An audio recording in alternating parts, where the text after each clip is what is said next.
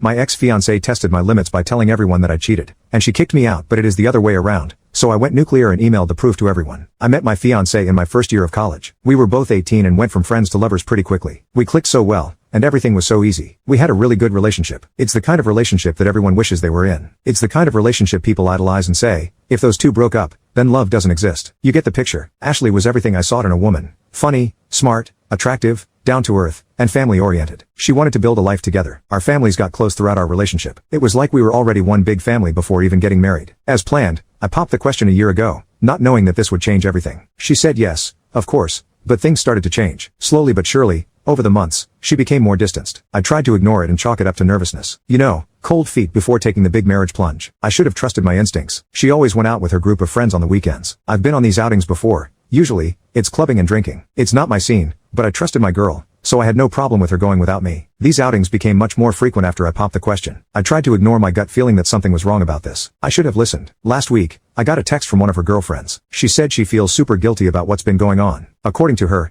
Ashley has been worried about getting married. She feels she hasn't had a chance to explore other options, and the prospect of getting locked down for life made her anxious. On these outings, she will frequently flirt with guys, dance with them, grind on them, and make out with them to get it out of her system. Since she wasn't having intimacy with them, she didn't consider it cheating. According to the friend, she also gave one guy a BJ in the club bathroom. She sent me pictures and videos from some of those escapades. My heart sank. I felt like I had died that day. I thanked the friend for telling me and told her to keep it between us. For me, any form of cheating is a big no-no. I knew it was over. What makes this worse is that I have a past of cheating. She knows about my high school ex who cheated on me, and being a stupid teenager, I tried to end it all. This just cuts the whole situation even deeper. She knew how much hurt she could cause but continued with it. I wanted to crawl into bed and cry for a month. I wanted to be weak. I felt weak. After I protected myself, I decided to allow myself to mourn and cry over this. My fiancé and I share an apartment, and we both pay rent for 50-50. I took 2 days off work and covertly moved my things to my brother's house across the city. He knew about everything and immediately offered his place to me. The first day I moved non-essential items out when Ashley got back from work, she commented on it, but I brushed it off by saying I sold some stuff and took some more stuff to a storage unit to tidy and clear space up in our apartment. She didn't question it. I was furious on the inside about everything I learned but kept cool to avoid suspicion. She noticed I was a bit withdrawn, but I told her I was tired and stressed from work. On the second day, while she was at work, my brother and his wife came over to help me pack everything else, and I was fully moved out by 3 p.m. that day. Since then,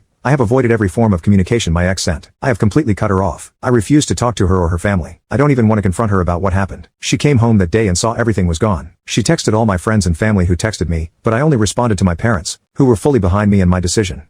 Her family and friends are blowing up my phone and saying I'm an off for leaving without a word. They've even been blasting me on social media. I don't care. She knows what she did. To me, she is dead. She doesn't exist. Because of all this backlash, my brother and his wife are now questioning whether I should completely ignore everyone. This has caused me to doubt myself. So here I am. Ada? Update. I didn't want to make this whole thing public. Despite what she did, some part of me still cares for her. I was with her for 6 years. You can't just throw that away overnight. I concluded that talking to her parents was the right thing to do. Only her family needed to know. Everyone else can have whatever opinion they want of me. I don't care. The people who truly know and are close to me are the only ones I care about. I sent a detailed message of what happened to my closest friends and family. All of them, of course, believed me right away. No pictures needed. I didn't feel like it was necessary or appropriate to spread those pictures of her, so I didn't. Now that the people I cared about were sorted, I moved on to her parents. I messaged her mom, who, by the way, I had gotten so close to I considered her a second mom, and she considered me a son. She was very upset with me but agreed to meet up. I felt this needed to be an in-person conversation rather than a nuke. I met her mom and dad at a diner we frequented for breakfast. I know, it's so cliché. It was quite emotional. They were understandably upset. They didn't do anything wrong,